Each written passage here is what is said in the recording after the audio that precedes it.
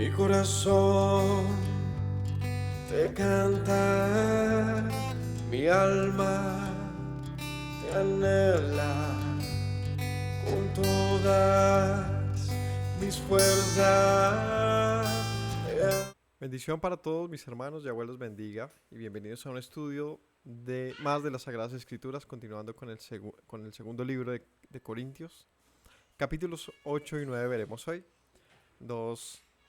Es un solo tema, que casi no nos habrán oído mencionar, pero que es muy importante que lo hablemos hoy y, y que seamos movidos por Dios acerca de este asunto, y es las ofrendas.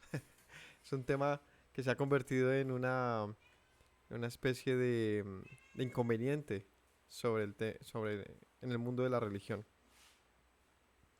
porque las ofrendas ha sido un tropiezo grandísimo en muchas congregaciones, en muchos grupos o comunidades. Y bueno, vamos a ver un poco sobre ello y a entender, o a reentender más bien, o aprender qué significa realmente este asunto de las ofrendas. Y, y en un tiempo posterior a, pues al servicio de los sacerdotes, ¿no? Y del templo, donde principalmente se habló de ofrendas, o donde más se destacó este asunto de las ofrendas. Es en el tiempo de los apóstoles, y entenderemos hoy qué propósito tendría traer algún tipo de ofrenda, dónde se haría, qué se haría y por qué una ofrenda, y cómo sería y en qué volumen, etcétera. Vamos a revisar este asunto, así que les agradezco a todos por acompañarnos. Eh, Espero que tengamos la disposición de reentender, porque es importante. Generalmente nos casamos con una forma de conocimiento, de una forma de hacer las cosas, y lo exaltamos tanto que se nos hace imposible revisar, y muchas veces en la revisión pues encontramos un mayor don, ¿no? Encontramos la santidad y el propósito que las cosas tienen. Así que, bueno, bienvenidos todos, vamos a orar y que el Señor nos dé sabiduría en esto. Padre Celestial, yo te doy gracias en esta noche, que nos permites buscarte, Señor, y aprender, Señor, el conocimiento sagrado que dispones para tus hijos. Te ruego que nos hables al corazón y nos des la sabiduría para obedecer en todo lo que tú instruyes, Señor, como una forma de vida.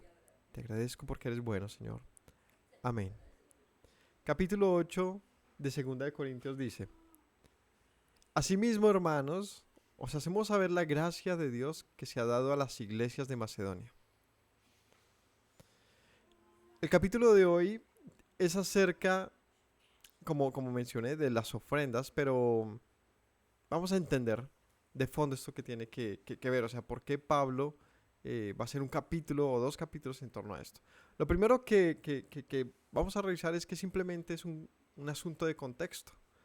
Este pasaje aparece acá porque en el contexto de Pablo estaba esta situación, una situación en la cual unos hermanos de Macedonia, es decir, de una de las congregaciones que se habían establecido a lo largo de, pues de diferentes países, una de esas congregaciones había tomado la decisión, en abundancia, con generosidad y con amor, entregar una ofrenda. Y esto es mencionado en el libro de Romanos. Pero leamos este pasaje entonces. Dice: Hermanos, les hacemos saber la gracia de Dios que se ha dado a las iglesias de Macedonia, que en grande prueba de tribulación, la abundancia de su gozo y su profunda pobreza abundaron en riqueza de generosidad. Pues doy testimonio de que con agrado han dado conforme a sus fuerzas y aún más allá de sus fuerzas, pidiéndonos con mucho ruego que les concediésemos el privilegio de participar en este servicio para los santos, para los hermanos, no como esperábamos, sino que asimismo se dieron primeramente al Señor y luego a nosotros por la voluntad de Dios, de manera que exhortamos a Tito para que tal como comenzó antes, asimismo acabe también entre ustedes esta obra de gracia. ¿De qué está hablando Pablo? En primera vista como que no ha aclarado, simplemente dice que hay una iglesia en Macedonia, una congregación de hermanos que han dado más de lo que podían. Pero, ¿qué tipo de dádiva, no? Está refiriéndose a una entrega en el servicio, a una entrega material. ¿A qué se referiría? Es importante que veamos el pasaje al que hace referencia, y esto está en Romanos capítulo 15, versículo 26, allí se hace mención de esto. O desde el 25, él dice: voy a Jerusalén para ministrar a los santos, porque Macedonia y Acaya tuvieron a bien hacer una ofrenda para los pobres que hay entre los santos que están en Jerusalén. Les pareció bueno y son deudores a ellos, porque si los gentiles han sido hechos partícipes de sus bienes espirituales, deben también ellos ministrarles de los materiales.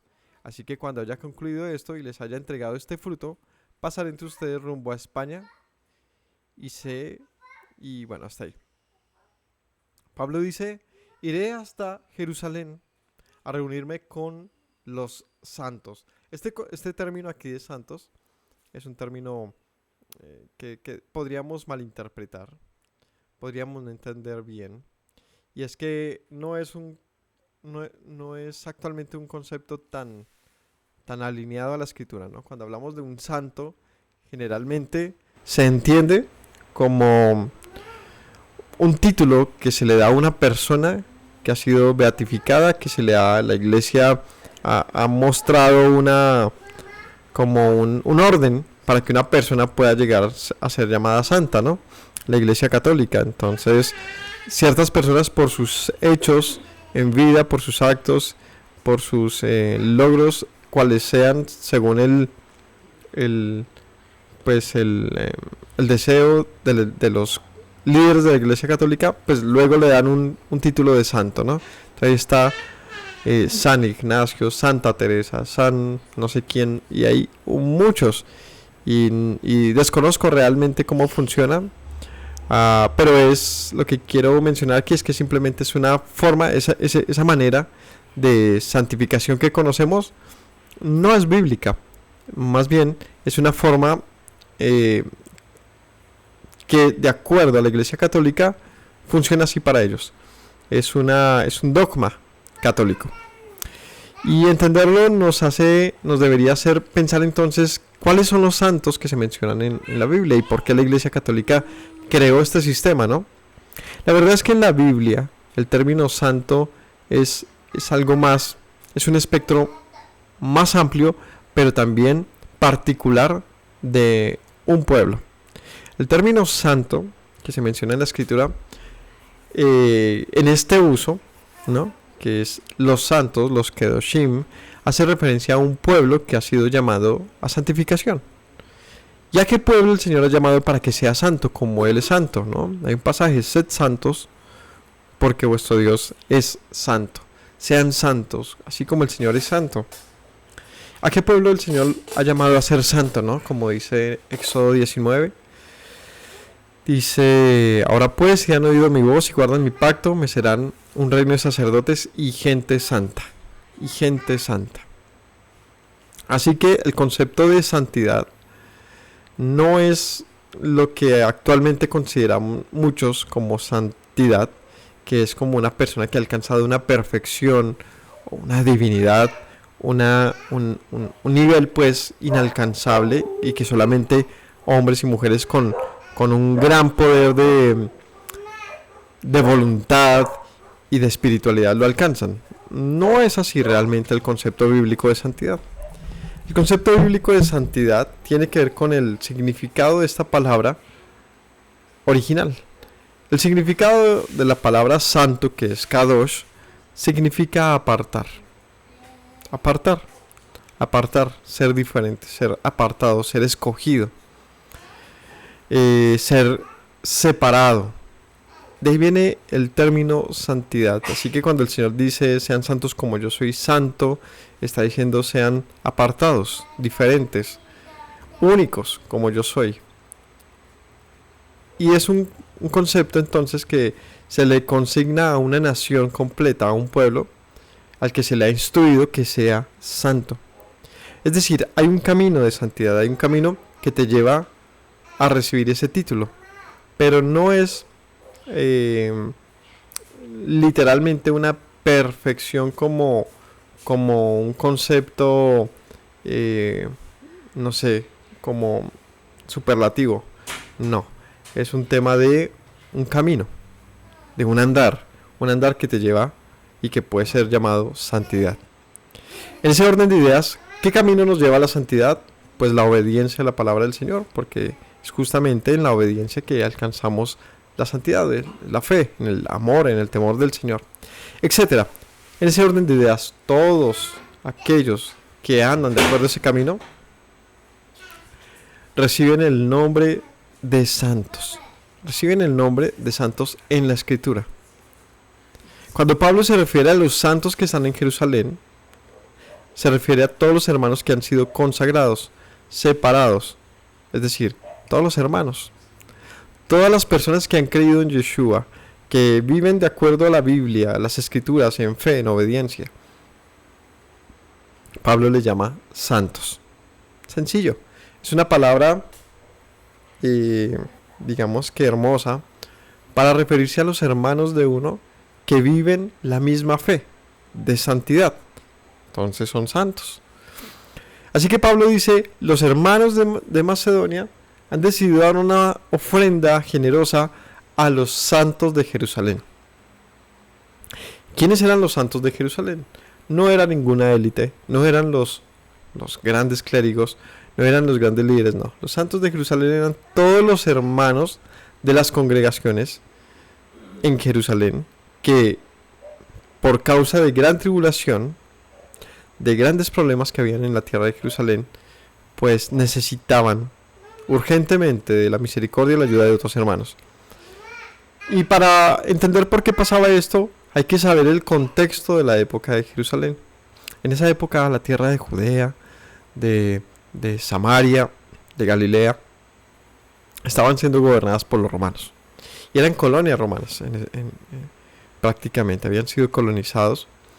Y por lo tanto todos sus bienes, sus territorios, sus posesiones, etcétera, estaba subyugada a Roma. La nación vino a pobreza. Una pobreza que no era nueva, sino que se había acumulado desde tiempos y tiempos atrás. La verdad es que Jerusalén era una tierra que había preservado un pueblo y una identidad y una forma de conducta y una creencia particular y una fe, pero en lo que respecta a su riqueza como país estaba completamente subyugado y de tiempo atrás. Así que lo que abundaba en Israel, en Jerusalén, que era pobres. Los pobres de Jerusalén, bien dijo Yeshua, a los pobres siempre los tendrán. Y una referencia directa al estado de la nación real. La nación vivía una gran miseria. Ojo, la nación, me refiero al pueblo, a este pueblo, que no simpatizaba con Herodes, quizás, al pueblo, a la mayoría, como generalmente sucede, ¿no? A los que no habían hecho compromisos con Roma, sino que se habían mantenido de una manera, digamos que desligada de eso. Era un tiempo muy difícil, había muchas corrientes de forma de pensar y de vivir en Israel, en Jerusalén. Por lo tanto, había mucha necesidad. Y esa gran necesidad estaba, por supuesto, también compenetrada dentro de los propios hermanos. Por eso, Pablo dice, pues si ellos les han bendecido a ustedes espiritualmente, pues no será poco que ustedes les bendigan a ellos materialmente. Ustedes que no eran pueblo de Israel, que estaban alejados, que no conocían al Dios vivo, y han sido bendecidos por causa de estos pobres y miserables que en su humillación se han portado como luz para ustedes. No será muy difícil, no será poco esperar que ustedes también muestren algo de compasión por sus hermanos. Así que es una demostración de la manera en que para esta época las congregaciones se comportaban. ¿Cómo se comportaban? ¿Cómo? Todo en común, con generosidad, había una sensibilidad por los hermanos, dime. Con solidaridad. había empatía.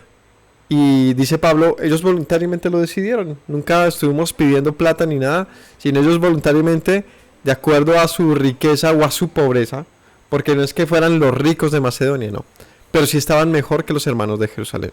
Y a pesar de las tribulaciones que habían en Macedonia, porque ¿qué época no tiene tribulaciones y dificultades y en qué lugar no las hay? Y esos hermanos también tenían dificultades, no solamente, digamos que económicas o adversidades ajenas a ser hermanos en la fe. No, esa era quizás la más grande tribulación. Y es que en cada ciudad que se levantaban hombres que predicaban en el nombre de Yeshua, encontraron una gran tribulación. Estos, que eran perseguidos por sus compatriotas griegos y por los judíos compatriotas también, habían, como dicen aquí en Colombia, como decimos, se habían puesto la mano en el corazón y dicho, quizás aquí tenemos dificultad, pero no como nuestros hermanos en Jerusalén, a quienes les debemos una gran gratitud, un gran reconocimiento, porque ellos han expuesto su vida para darnos a conocer la riqueza del Evangelio. Así que Pablo dice, de camino para Jerusalén, tengo que ir allá, pasaré para Macedonia, recogeré lo que ustedes han dispuesto y lo llevaré. Y él lo deja expuesto en todo esto, pues como un reconocimiento a los macedonios, pero también como un gran ejemplo para el resto. Que aprendamos de este asunto. Entonces, primera evidencia que tenemos de el uso de las ofrendas. ¿Qué propósito tienen las ofrendas? De acuerdo al pasaje que estamos leyendo, este tipo de ofrenda tiene como propósito suplir necesidades físicas, básicas, alimentos, ¿no? Medicinas, ayudas económicas de todo tipo, como cuando ha pasado una catástrofe empiezan a llegar aviones, empiezan a llegar un poco de cosas de todos los países buscando ayudar a aquella área en conflicto, pues eso pasaba. Algo que en la escritura y creo que así también le pondrían, o así también le habrán llamado, había algo así como un comunismo bíblico. ¿Sí? Y es curioso, porque esta corriente de gobierno es sumamente criticada, ¿no?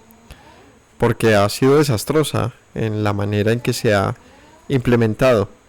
Pero lo curioso, lo más extraño que nos puede resonar hoy en día, es que es bíblico. No el comunismo actual, sino la forma de gobierno en la cual la necesidad de los demás, la debilidad de los demás, donde los menos favorecidos, etcétera, vienen a ser compasivos, vienen a ser tenidos en cuenta por un gobierno que les tiene en cuenta. Eso es bíblico. De hecho, en la ley, las ofrendas y los diezmos, ¿para quién eran? Eso era una forma de impuesto que la nación presentaba, un 10%. Un 10% de su extracto de bendición de su tierra era llevado al tabernáculo, era presentado. ¿Y qué se hacía con eso? Pues en diferentes momentos habían 3 tipos de diezmos, y con esto se beneficiaba ¿quién? Los levitas, las viudas, los huérfanos y hasta los extranjeros. Personas que de acuerdo a esas características que les digo, ¿no? Viuda, huérfano, o sea, gente que no tiene realmente un nivel de oportunidades igual a los demás, porque no las tenían. Entonces, ¿qué debe hacer la nación? Compadecerse de ellos y con sus ofrendas y con sus diezmos suplir algo de la necesidad. Así que bíblicamente la nación debe ser consciente de la necesidad dentro de la misma nación. Y esta forma de gobierno que tiene en cuenta la necesidad es bíblica. Es decir, dejar de un lado al necesitado y decir, a mí no me importa lo que tú haces porque has sido un vago, porque no hiciste suficiente, porque las 1000 razones que muchos tienen para no ayudar a los demás. Pues bíblicamente no es así. No debe ser así.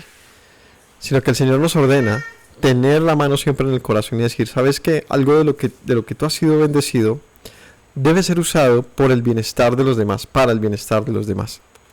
Pero, ojo, estas ofrendas que estamos leyendo hoy, este tipo de ofrendas, si es el título más apropiado, no tienen nada que ver con las ofrendas instruidas a los sacerdotes. No tienen nada que ver. No es una ofrenda por el pecado, no es una ofrenda de paz, no es una ofrenda de gratitud, no son ofrendas voluntarias entregadas al Señor en el sentido más estricto de lo que dice la Torah. No son ese tipo de ofrendas, tampoco son diezmos. Entonces, ¿qué es lo que está pasando acá? Pues que no era algo que se presentaba en el templo, no era algo que recibía un sacerdote. Entonces, ¿qué tipo de ofrenda es esta? Pues este tipo de ofrenda es una que se hace sin necesidad de un intermediario. Es algo que se hace voluntariamente cada vez que se puede con los demás. Y vean lo grande de esto, porque hay que entender, mis hermanos, que la Escritura nos ordena, nos enseña a ser generosos y a ser dadivosos. Pero de eso se han aprovechado muchos. Razón por la cual la gente tiene un gran recelo con las ofrendas y diezmos de las iglesias, y claro que deben tenerlo, porque tristemente no es usado de acuerdo ni a lo que dice aquí Pablo, ni lo que dice la Torah acerca de las ofrendas, porque se argumentan para muchos los diezmos que se recogen en las ofrendas como que se las asignan a las que tienen que ver con los sacerdotes, y dicen, no, pues que eso lo recogían sacerdotes. Y dicen muchos, nosotros somos los sacerdotes de ahora, entonces nosotros las recibimos. Y pues, de acuerdo a eso, pagan salarios, pagan costos de un lugar.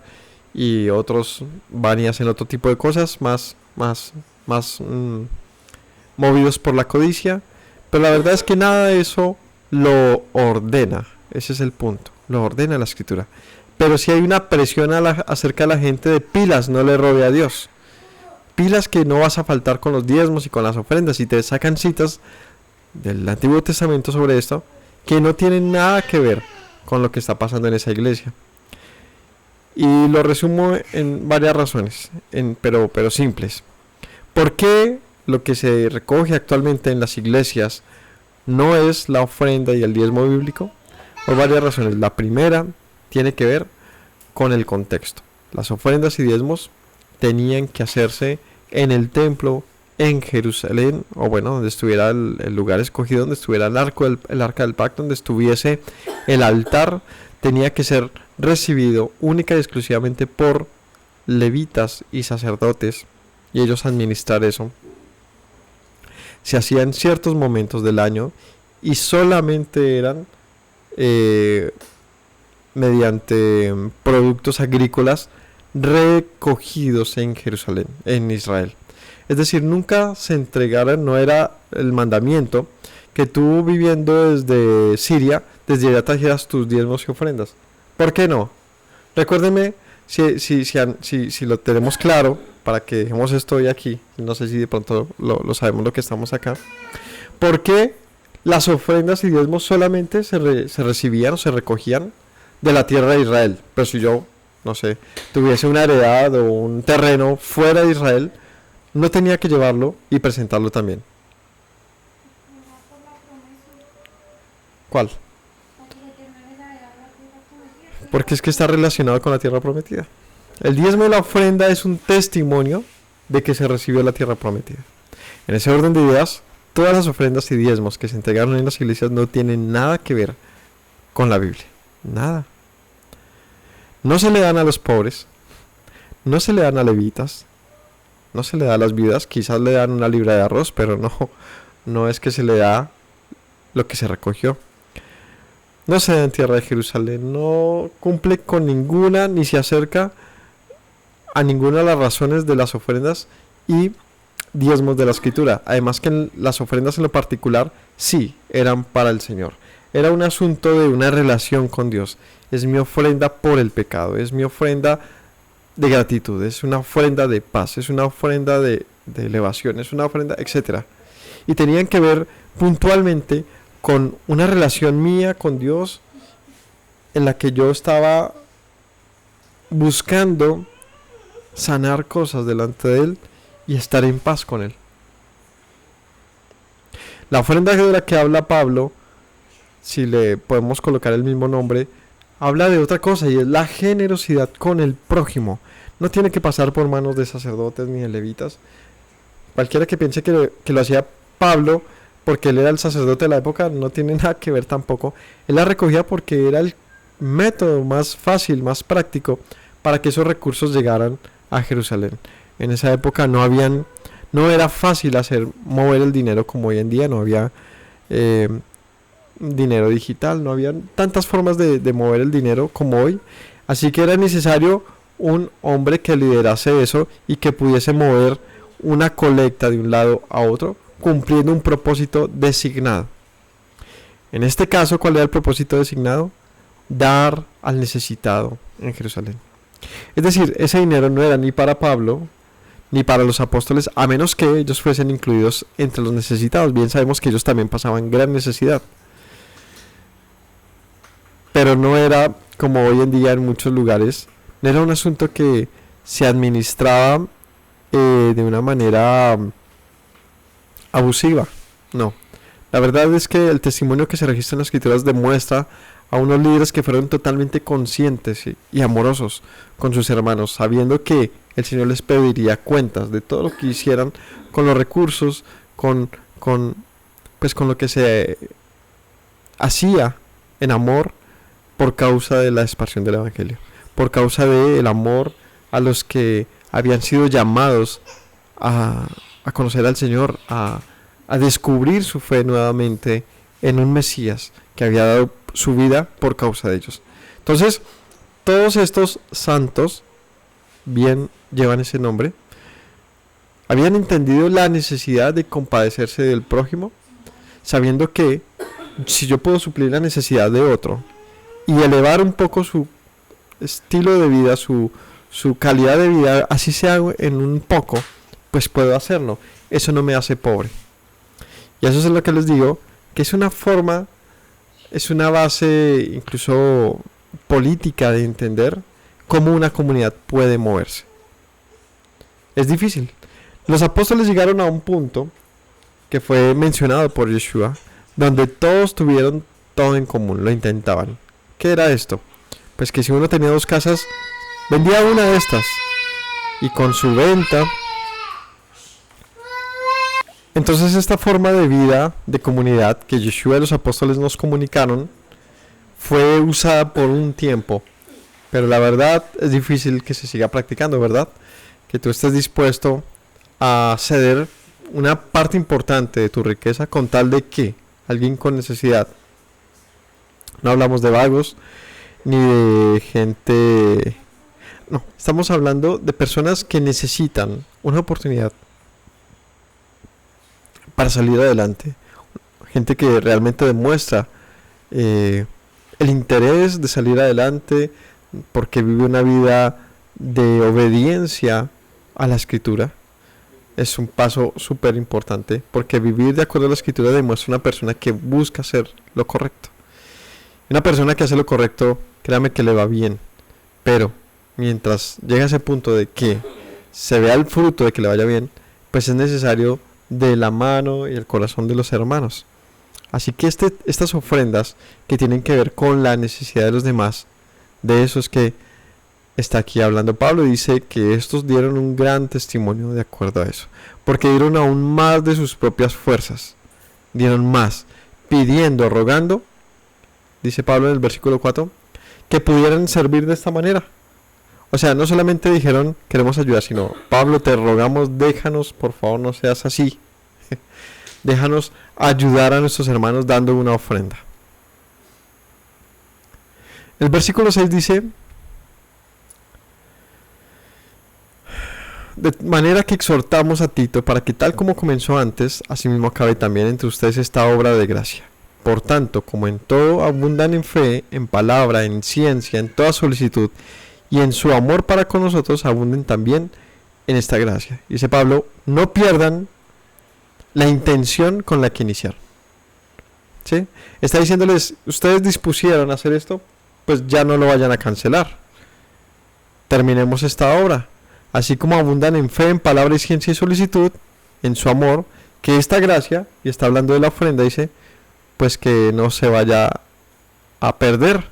Porque si ustedes tuvieron la voluntad, pues ahora que llegue Tito, no se vayan a retractar.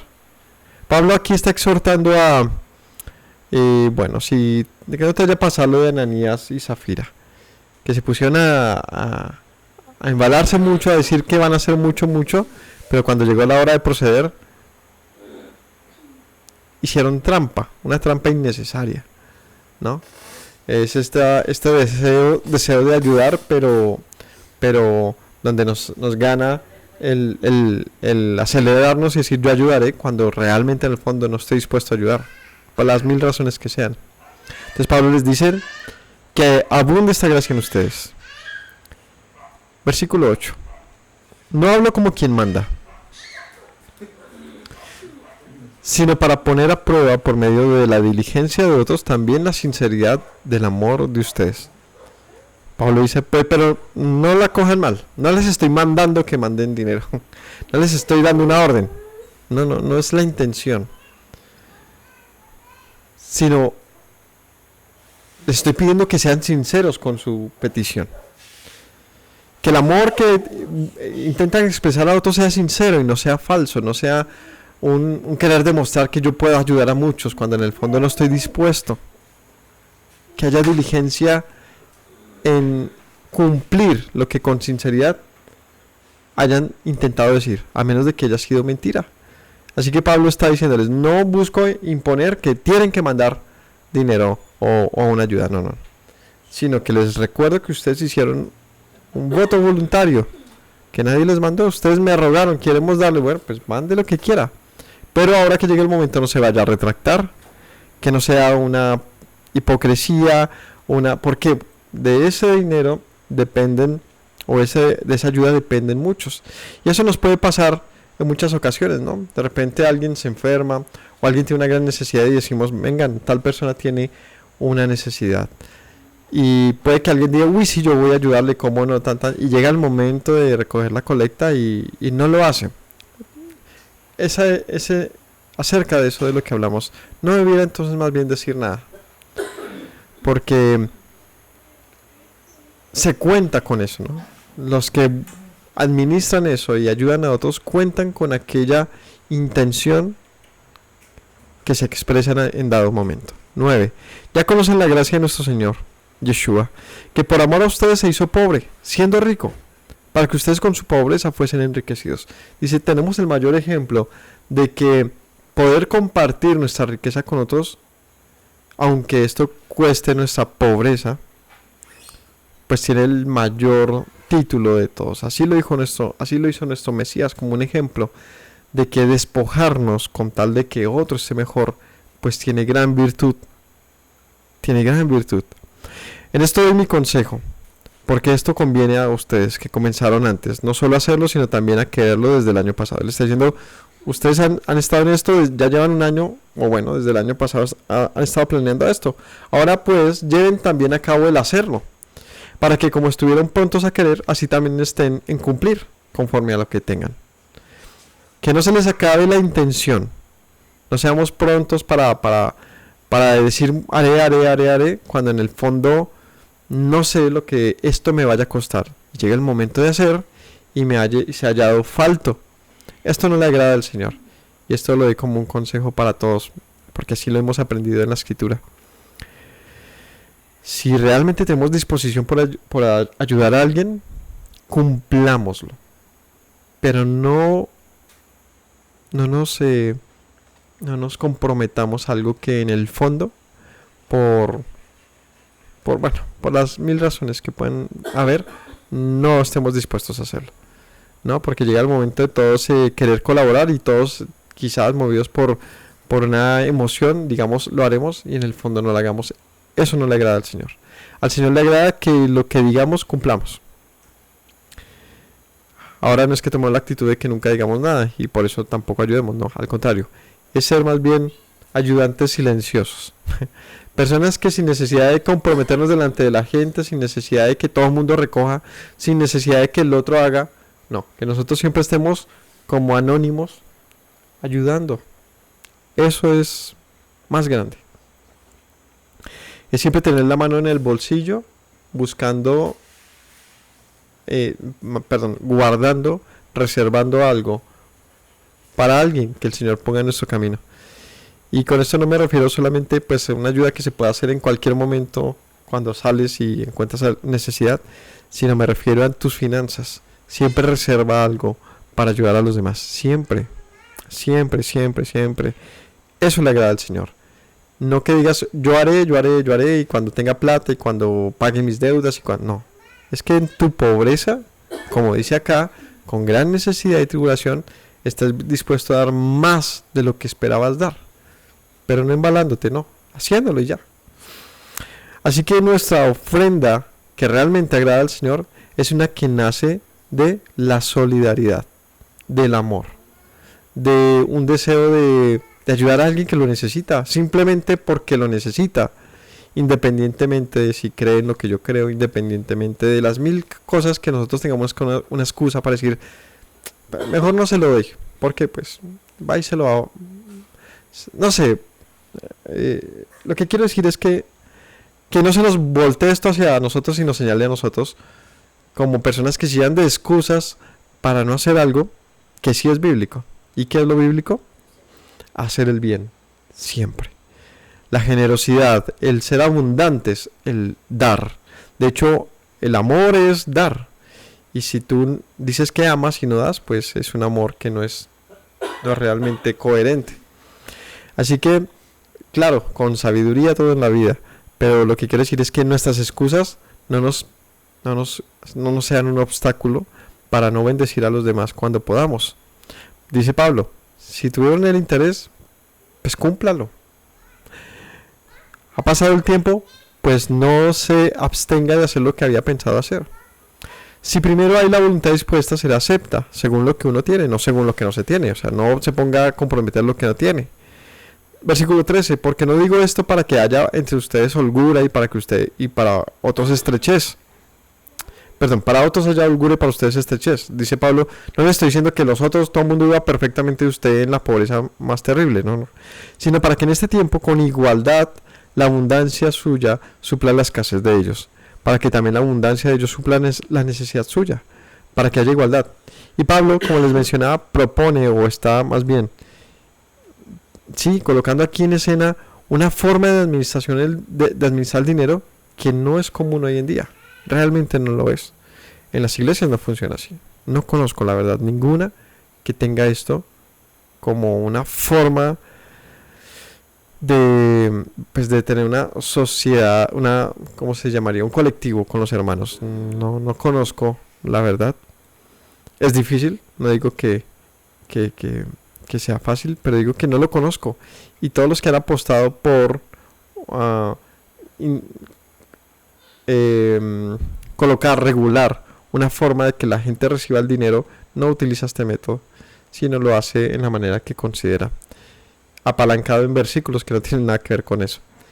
Lo que realmente aquí nos invita Pablo y la Escritura y el Señor es a que nuestra generosidad sea tal que apele a nuestra fe. Como el tema de que hablaba en el Shabbat acerca del maná, ¿no? Que si el Señor le decía al pueblo, recojan el viernes doble porción, tranquilo. Y cuando recoja, cada día recoja lo necesario del día, no recoja más. De una u otra manera le está diciendo al pueblo, confíe, va a tener lo que necesita todos los días, tranquilo. Que esa sea nuestra forma de pensar cuando somos generosos. No estés pensando, ay, ahora voy a ser más pobre porque di más. ¿Cierto? Porque a veces esa forma de pensamiento es nuestra pobreza. Realmente eso es lo que nos hace pobres. Y nuestra riqueza no es el volumen de dinero, sino es nuestra capacidad de compartir con otros. Es realmente eso. Así que en la medida que somos más abiertos a compartir, recibiremos también, como dice acá, Él quizás abundará ahora, pero llegará el momento en que a otro le abunde. Y Él también, siguiendo este principio, te hará a ti abundar también. Y en esto es entender que el Señor es dueño de todo en esta vida. Y créanme que en el caso mío, yo he sido bendecido por muchas personas inesperadas. Por muchas personas y de una manera muy generosa. Y no mediante ofrendas así de este estilo que de la congregación, no. Personas que no tienen nada que ver con esto, simplemente porque le nació en el corazón ayudarme con X o Y cosa. Y uno queda realmente agradecido y reconoce uno del Señor su misericordia y su amplitud. Pero también lo pone uno a reflexionar hasta qué punto uno también estaría dispuesto a hacer ese tipo de cosas. Hasta dónde uno está esperando una razón mayor para ayudar. No necesitamos una razón mayor. Necesitamos una instrucción que aparece en la escritura y es: ama a tu prójimo. No dejes que se acueste alguien con hambre, por Dios. No lo permitas. No permitas ver a tu hermano, a tu prójimo con necesidad y tú como si nada. Es necesario que seamos más conscientes, ¿no? de esto y que nos interesemos un poco más en los demás. Cuando la gente ve nuestro interés por ellos, sea que sean agradecidos o no, eso hay de todo en esta vida, pero en el fondo de ellos, no solamente les vas a quitar el hambre, sino ellos van a tener una forma de verte diferente. Te van a ver con los ojos diferentes, aunque te hagan las mil embarradas y no haya realmente una gratitud, en el fondo te van a ver de una manera diferente y van a, por lo menos, a darle gracias a Dios por lo que has hecho. Y en ese punto yo entiendo que todo lo que hacemos, si lo hacemos como para el Señor, pues seremos bien recompensados. Así que no nos aflija el tener más o menos. Realmente en la cuenta son solo números. Y hasta imaginarios, ¿no? Son topes que nosotros pensamos que son más o menores de importantes. El que tiene 10 millones, si ha tenido 50, piensa que tiene poco. El que tiene 50, si ha tenido 1000, dice estoy en la pobreza. Pero el que vive con 30,000 pesos diarios y se gana 100,000 pesos ese día, se siente rico. Se siente que ha sido muy bendecido. Así de ilusorio es el dinero realmente. Hay gente que gana muchísimo, pero muchísimo. Me da risa la entrevista que le hacían a uno de los hombres más ricos de Colombia. Le decían, ¿usted qué tiene? No, yo tengo una casa por allá en Miami y una avioneta y no sé qué carros y achicaneando. Decía cosas normales que tiene todo el mundo, decía así la entrevista. Bueno, de pronto, pues son normales en su mundo en el que él vive, donde todo el mundo es ultramillonario. Y no sé hasta dónde es una falsa humildad. No quiero hablar de eso, solo digo que increíble que no haga ese tipo de comentarios. Como si realmente es normal. Pues yo no conozco, o sea, yo no tengo un solo amigo que viva así. Y bueno, tampoco tengo muchos amigos, pero no. Y los que sé que viven así son gente que pues es muy famosa o tiene mucho, son estrellas, empresarios grandes. Y la verdad, en proporciones, son muy pocas personas, ¿no? Bueno, como sea, el punto es, nuestra riqueza no se mide en la cantidad de dinero que tenemos. Tenemos que pensar diferente. Nuestra riqueza se mide en nuestra capacidad de compartir. Ahí está la riqueza. Ahí está la riqueza. De tal manera que mis padres son los más ricos que hay. Porque ellos me han compartido de todo su bien. Para mí, mis papás, eso es lo que les da digamos que es lo que en el fondo del corazón a un hijo le da el valor a sus padres. Han puesto todo por mí, aunque hayamos pasado dificultades en nuestra infancia, por ejemplo. Así que nuestra riqueza tiene que ser expresada en amor. Y el amor, ¿sabe cómo usted lo puede medir? El amor sí lo puede, usted puede llegar a tener un amor que puede ser medido en ese orden de ideas como oro. Así que dice el 15, como está escrito, el que recogió mucho no tuvo más y el que poco no tuvo menos. ¿De dónde está hablando esto? Del maná. Cuando recogieron el maná, el que recogió mucho pues tuvo lo necesario, el que poco pues también lo necesario. Otra vez, son ilusiones. A veces pensamos que el acumular mucho es, ay, qué rico soy, qué bien me ha ido. No, ¿sabes qué?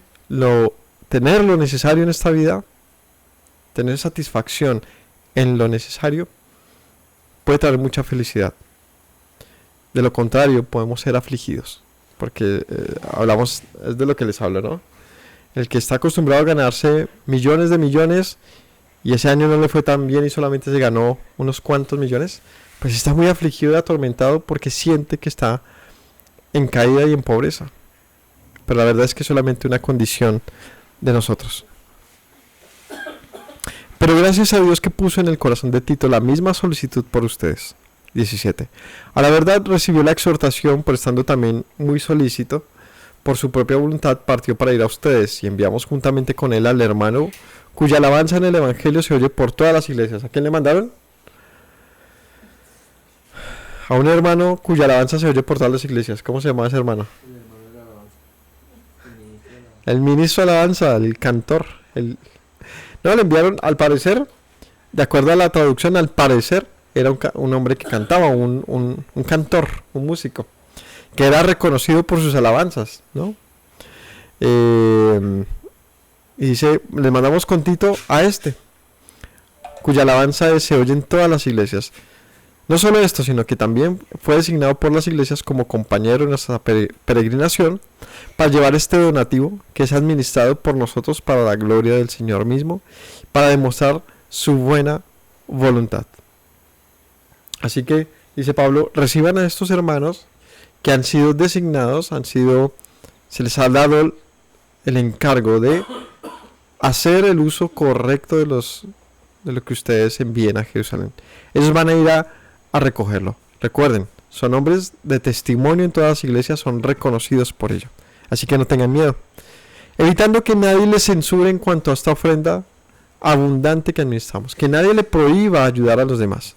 Y claro, en este caso Pablo está diciendo, pues, ahora que estamos en este punto, no vaya a desconfiar. Y ahora que usted ha propuesto bendecir a sus hermanos en Jerusalén, pues que no sea un obstáculo el pensar que nosotros, pues no, vayamos a robarnos eso. Y claro, ese puede ser el mayor de los miedos. Uno querer ayudar a otro, pero para que llegue alguien y se beneficie de esto y no el que uno desea, no a quien uno ha dispuesto eso, pues claro que era y es hoy en día algo de lo que uno teme, ¿no? Pablo dice, ¿qué deben ver entonces? Cuando llega el momento que uno va a utilizar un intermediario para dar una ofrenda, ¿qué debe uno ver? El testimonio. Pablo dice, vean, de estos, el testimonio que se oye en todas las congregaciones, la alabanza que se da de estos. Así que el testimonio tiene que precedir. Cuando siempre o en muchas ocasiones la gente nos ha preguntado, venga, ¿dónde llevo mis ofrendas, mis diezmos? ¿A quién le doy? La respuesta, ¿cuál va a ser? ¿A nosotros? No. La respuesta es, primero, entiende que es un diezmo y que es una ofrenda. Segundo, si quieres ayudar a los demás y que estás dispuesto a dar, tienes dos opciones. La primera es que tú lo hagas voluntariamente a alguien que tú conozcas. Puedes hacerlo, hay tanta gente con necesidad, pero tantos, que uno puede empezar por los mismos de la propia familia. Hay gente que da unos grandes diezmos a las iglesias y tiene a su mamá y a sus papás viviendo en la gran miseria. Eso no es nada de Dios. Primero puedes empezar por tu casa. Levanta a tu familia en lo que puedas. En las congregaciones de la gente que camina con el Señor de verdad, también hay gran necesidad. Y tú puedes verlo, reconocerlo, a menos de que no tenga relación con los hermanos. Y si eso es así, pues es un grave problema. Porque no se trata de ser ajenos a los demás, se trata de tener amor por los demás. Así que si conoces de alguien que necesita, primero entérate bien de su problema y mira cómo le puedes ayudar. Pero si realmente no conoces a nadie, pues sí, puedes escoger a una persona de testimonio que sepas que no va a hacer un uso indebido de ese dinero y que te garantice que va a ser el uso adecuado de él. Solucionado. Entonces, no creo que podamos decir, no, es que no conozco a nadie. Siempre va a haber alguien de confianza. Y si no, pues sería muy lamentable, ¿no? Pero por el testimonio de la gente puedes ver cómo va a obrar y puedes simplemente pedirle garantía. Mira, este dinero quiero que se use de esta manera. Este dinero tengo un dinero por ahí guardado y lo quiero usar para los enfermos de la congregación, para las mujeres cabeza de familia, para los niños, no sé, hay mil cosas que se pueden hacer. Pídele a esa persona una garantía, dile por favor, garantíceme que usted le va a dar ese dinero a ellos. En ese orden de ideas, las congregaciones y sus líderes entran a ser una parte importante en ese proceso, si hacen con fidelidad, con honestidad, de acuerdo a esto, porque sí, haría que la congregación se tenga más igualdad, más equidad en esta parte de, de, pues del dinero, de las necesidades, ¿no? Así que siempre podemos ayudar, siempre podemos ayudar. Lo que no debemos hacer es guardarnos todo para nosotros y pensar, jamás podré hacerlo porque que me van a robar, porque no hay a quien darle. No, créeme que sí, siempre hay a quien ayudar.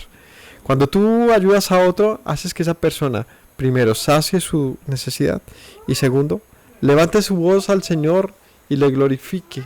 Así que has hecho dos cosas importantes, porque un hombre ahora tiene más razones para buscar al Señor. 21. Procuren hacer las cosas honradamente, no solo delante del Señor, sino también delante de los hombres. Enviamos también con ellos a nuestro hermano cuya diligencia hemos comprobado repetidas veces en muchas cosas, y ahora mucho más diligente por la mucha confianza que tiene en ustedes. En cuanto a Tito, es mi compañero y colaborador para con ustedes. En cuanto a nuestros hermanos, son mensajeros de las iglesias y gloria del Mesías. Muestren pues para con ellos ante las iglesias la prueba de su amor y de nuestro gloriarnos respecto a ustedes. Dice Pablo, pues les vamos a mandar hombres de la más alta calidad. No son cualquier estafador, no es un hombre que le pusieron un título ahí cualquier, no. Es personas que han demostrado su compromiso, su amor para con las congregaciones. Así que dos cosas. Primero, no se retracten de lo que propusieron hacer, de enviar un donativo para la necesidad de Jerusalén. No lo hagan, tranquilos, pueden confiar en ellos. Segundo, demuestren con ellos aprecio, aunque no los conozcan, porque ellos han demostrado aprecio con ustedes, aunque no les han conocido. Que nosotros nos sintamos orgullosos y felices de ustedes, de que son una congregación que respeta, que ama, que realmente tiene la intención de sacar adelante lo mejor de sí mismo y de sus hermanos. Capítulo 9, en cuanto a la administración para los santos, es decir, en cuanto a la administración que vamos a hacer de esos recursos, es por demás que yo les escriba, pues conozco su buena voluntad, de la cual yo me glorío entre los de Macedonia, que acá ya está preparado desde el año pasado y su celo ha estimulado a la mayoría. Pero he enviado a los hermanos para que nuestro gloriarnos de ustedes no sea en vano en esta parte, para que, como lo he dicho, estén preparados. Y él dice, pues, que yo les diga qué vamos a hacer con ese dinero, pues sobra. ¿Por qué? Porque ustedes ya lo saben. Vamos a usarlo para la necesidad de los de Jerusalén.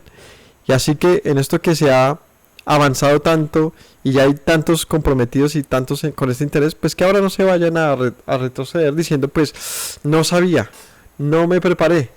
No sea que si vienen conmigo algunos de los macedonios y los hayan desprevenidos, terminemos avergonzados nosotros, por no decir ustedes, de esta nuestra confianza. Por tanto, tuve por necesario exhortar a los hermanos que fuesen primero a ustedes, preparen su generosidad antes prometida, para que esté lista como de generosidad y no como de exigencia nuestra. Estoy diciendo Pablo, pero vamos a hacerlo de esta manera, para que no parezca que llegaron y ahora tengo que dar como si me estuvieran cobrando algo, no. Esto va a hacerse de generosidad. Así que, ¿cómo lo vamos a hacer? Pues prepárenlo. Van a prepararlo. Tengan el tiempo.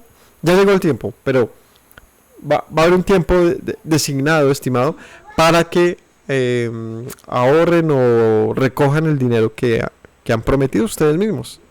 De tal manera que cuando lleguen los que van a recoger ese dinero, pues no parezca que les están allá quitando algo. Esto lo digo, pero esto digo. El que siembra escasamente, también segará escasamente. El que siembra generosamente, generosamente también segará. Un principio que aquí en el campo vemos todo el tiempo hermoso de la agricultura. Y en efecto, Cuando tú le pones empeño a las cosas y amor y con generosidad insistes en el trabajo, también recibes un gran fruto. Pero cuando lo haces en pequeñeces, no hay nada que cosechar. Así que con esto Pablo los está moviendo en su corazón, los está convenciendo. Cuando ellos lleguen, no es que ustedes pensando dar mucho dieron no solamente poco, sino mucho menos de lo pensado. No, den por lo menos lo que habían pensado. Pero si pueden dar generosamente, mucho mejor. ¿Por qué? Pues porque los necesitados van a tener más de donde agarrar. Pero también porque ustedes van a ser más bendecidos. Cada uno debe como propuso en su corazón. Como lo pensaron hacer. Sin tristeza. No por necesidad.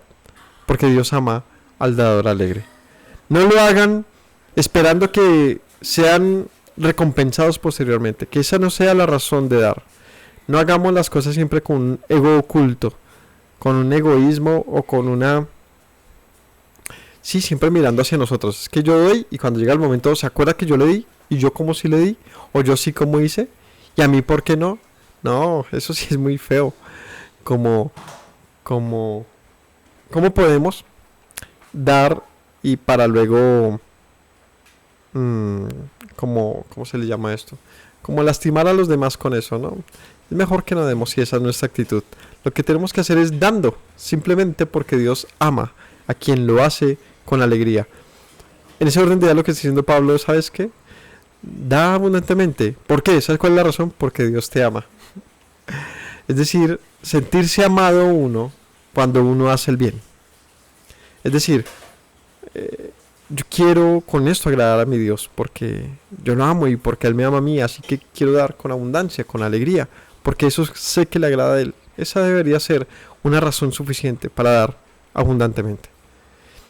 Sea que el otro me agradezca o no, puede que ni siquiera voltee a mirarme. Ha pasado muchas veces y eso no es chévere, pero eso no debería uno afligirlo. Hay que hacer las cosas con alegría porque el Señor nos ama. Eso es bonito, ¿no? Pensar, lo hago para el Señor finalmente. Poderosos Dios para hacer que abunde en ustedes toda gracia a fin de que teniendo siempre en todas las cosas todo lo suficiente, abunden para toda buena obra. Y aquí lo que está diciendo Pablo, tampoco es que usted vaya a irse a la miseria. Que usted tenga lo suficiente. Con que usted tenga lo suficiente, usted ya tiene abundancia para dar a otros. Como está escrito, reparte odio a los pobres, justicia permanece para siempre. El que da semilla al que siembra y pan al que come, proveerá y multiplicará su sementera y aumentará los frutos de su justicia. Una invitación de Pablo a que tengamos fe cuando demos a los demás. No con escasez como pensando que es una ruina dar. No, eso es una pésima forma de pensar. Debemos siempre pensar viendo hacia adelante, recordando estos versos que el Señor da pan a quien come y da semilla al que siembra. Que si tú estás sembrando en otros, siempre vas a tener una semilla más que dar, porque el Señor te la va a poner. Es decir, que nuestra escasez mental y de corazón no nos haga vivir tan pobres, que seamos más pobres que ese necesitado aunque tengamos dinero. No, es al revés. Que aunque seamos humildes y pobres, si es el término que podemos usar, pues sea simplemente un asunto de números. Porque nuestra riqueza interior abunde de manera evidente. Esto le agrada al Señor. Para que estén enriquecidos en todo para toda libertad, la cual produce por medio de nosotros acción de gracias a Dios. Porque la administración de este servicio no solamente suple a los santos lo que a ellos les falta, sino que también abunda en muchas acciones de gracias a Dios. Lo que les decía, cuando esto pasa no solamente la gente es saciada, sino que también abunda en amor y acción de gracias a Dios. Cuando tú ayudas a alguien en su necesidad y en su tristeza, y haces que esa persona torne su lamento en danza, pues haces que una persona eleve su corazón en alegría al Señor. Eso es algo que también tiene que pasar. Por la experiencia de esta administración glorifican a Dios, por la obediencia que profesan al Evangelio del Mesías y por la liberalidad de su contribución para ellos y para con todos. Así que, por vivir esto de recibir, pues ellos van a glorificar a Dios, viéndolos a ustedes obedientes al Evangelio, con amor, con generosidad. Asimismo, en la oración de ellos por ustedes a quienes aman, a causa de la superabundante gracia de Dios en ustedes. Y ellos, en todo lo que puedan, van a ustedes a agradecerles con sus oraciones, con su amor, con su gratitud. Lo harán. No espere quizás que le devuelva lo que usted le dio, pero el hecho de que haya alguien que esté glorificando a Dios y orando por usted simplemente porque se sintió con gratitud debe ser otro motor más para decir, ¿por qué no ayudar a alguien que como yo teme al Dios vivo? Así que gracias a Dios por su don inefable, termina este pasaje. Gracias a Dios por el don inefable con que ustedes abundan para con sus hermanos en todo lo que pueden. Conclusión de esta enseñanza, mis hermanos. Todos los días podemos ayudar. Todos los días podemos tener generosidad, aunque solamente tengamos una poca comida en nuestra nevera. Siempre que llegue alguien a tu casa, extiende tu mano. Siempre que veas a alguien que lo necesita, hazlo. No estés temiendo de, ¿y ahora yo qué comeré? ¿Y ahora cómo voy a partir esto entre uno más? No te permitas vivir de esa manera. No lo hagas, porque eso solamente va a demostrar tu miseria, tu pobreza. El Señor no nos ha llamado a eso, sino a demostrar al contrario, abundancia. Y la abundancia es algo que simplemente nos demuestra la riqueza que Dios ha puesto en nosotros.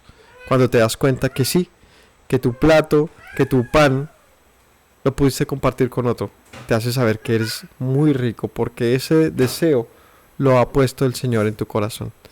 Así que mis hermanos, les agradezco por acompañarnos en esta congregación. No recogemos diezmos y ofrendas, recogemos este tipo de ofrendas que he leído hoy, que son las que ustedes voluntariamente puedan y quieran dar con un propósito particular para suplir la necesidad de los hermanos dentro de la congregación o fuera de ella, si es que se da el caso.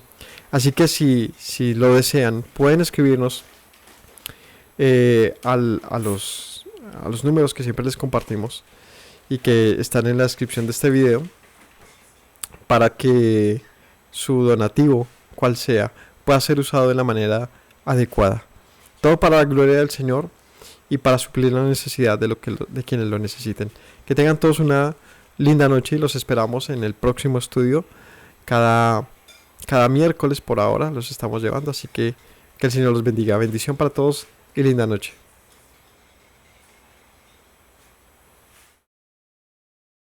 Me presento nuevamente, mi Rey, mi buen Señor. Mis pasos se han desviado, necesitan dirección. En tu amor me he refugiado, Yeshua, pues así al Padre puedo hoy decir. Me presento nuevamente, mi Rey, mi buen Señor. Mis pasos se han desviado, necesitan dirección. En tu amor me he refugiado, Yeshua, pues así al Padre puedo hoy decir. Abba, Padre, Baruch atah, Señor Dios nuestro Rey de eternidad. Abba, Padre, Baruch atah, Adonai Eloheinu melech haolam.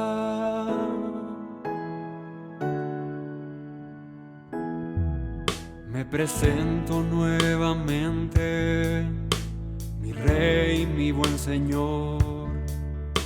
Mis pasos se han desviado, necesitan dirección. En tu amor me he refugiado, Yeshua, pues así al Padre puedo hoy decir. Me presento nuevamente, mi Rey, mi buen Señor, mis pasos se han desviado, necesitan dirección.